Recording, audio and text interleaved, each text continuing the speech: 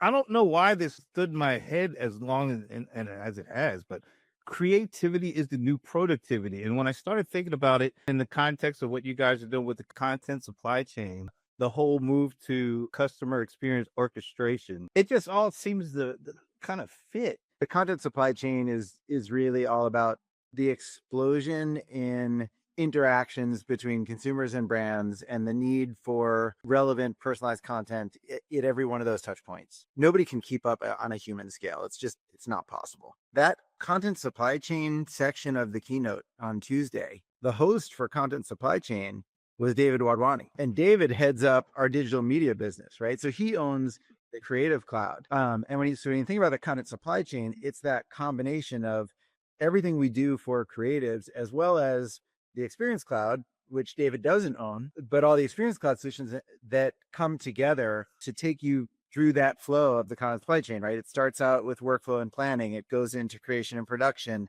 There's asset management, there's delivery and activation, and then analytics and measurement, right?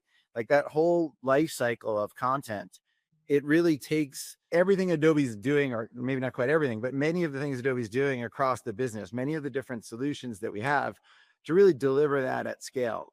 And so it's really exciting to, have David up there kind of representing the whole story and see people coming in from, different parts, different teams, different product organizations to represent the work they're doing to kind of bring it all together. I think what people are learning about in that content supply chain context is, well, there's this whole strategy and planning that goes into it, and ideation. You may have seen there was the kind of vision demo of a new ideation product that would be that'll be Gen AI powered to be able to kind of get teams collaborating and thinking about the content that they're going to need for a campaign, but also what are the audiences they're going to need, and what are all the channels they're going to reach, and how are they going to be successful with this campaign. So that's kind of the creativity and marketing coming together. You've got solutions like Workfront and Frame.io that are, really key to those workflow pieces around the content supply chain. Then you've got the creative tools and lots of really cool stuff happening there obviously with Firefly. The text to video obviously continues to have, additional models releasing.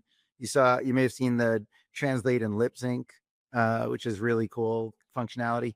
But it's not just about, one creative person kind of doing that in isolation. It's also leaning into what we call Firefly services, which allows you to hook into those APIs, the creative APIs, and do this at scale, right? So you've got teams that can now crank out hundreds, thousands of versions of this, recognizing that you've got a video to start with, but now you need it in 50 different languages, and you need it in five different formats. It's got to show up well on a mobile device. It's got to show up well in an Instagram video. It's got to show up well on a desktop, right? So, being able to do that through technology rather than people having to do all that mundane work is just critically important. So on the Creative Cloud side, you've always had the Behance, the community. How do you take that creator community?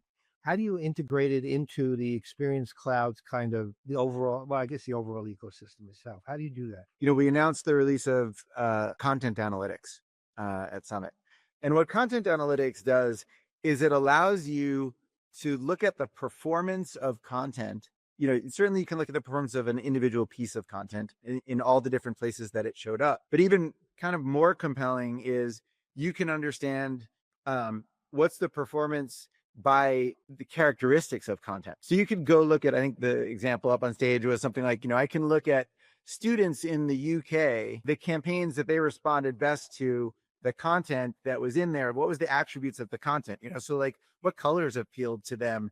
Did it, were they better off with people in the content, or better off with landscapes in the content? All these kinds of questions. And I think that'll become something that's really powerful for creators going forward. We've moved into a world where, especially, for creatives who are working professionally and working in, producing for marketing context, understanding what performs is really important. I always think of this as in the single person shop. Like, you think about an influencer, you're kind of doing everything, right? You're thinking about, like, what do we need to create? You're thinking about how do we distribute it? You're thinking about how to perform all that stuff. And you can react in real time to that. But if you're in a large organization and there are hundreds of people involved in this process, it's the same end-to-end process, but you've got the folks who, who are thinking about like, well, what should we do or what do we need, can be really pretty far away from the people who are actually creating it, and then the people who are actually measuring it. And so, starting to have that understanding when you're in the creation phase of what's worked well before and how can I incorporate that, I think that will be really valuable to creators and folks in a community like Behance. When you think about that community, they're creative incarnate, basically. Yeah.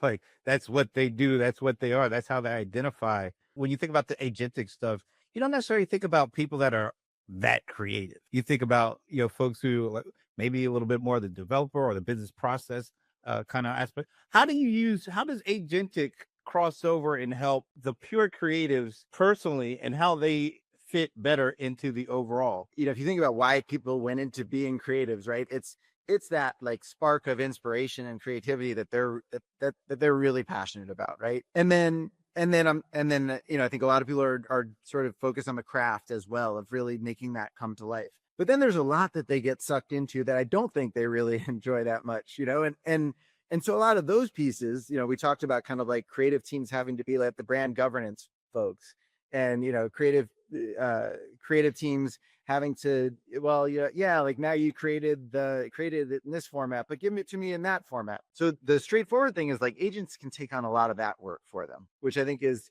more the mundane tasks free them up to do the truly creative things. My take on where we are with generative AI, it's still derivative content that you're creating, right? It's not actually like that true spark of creativity. I think the truly innovative stuff, I don't think generative AI can do that because it's effectively just trained on what's out there.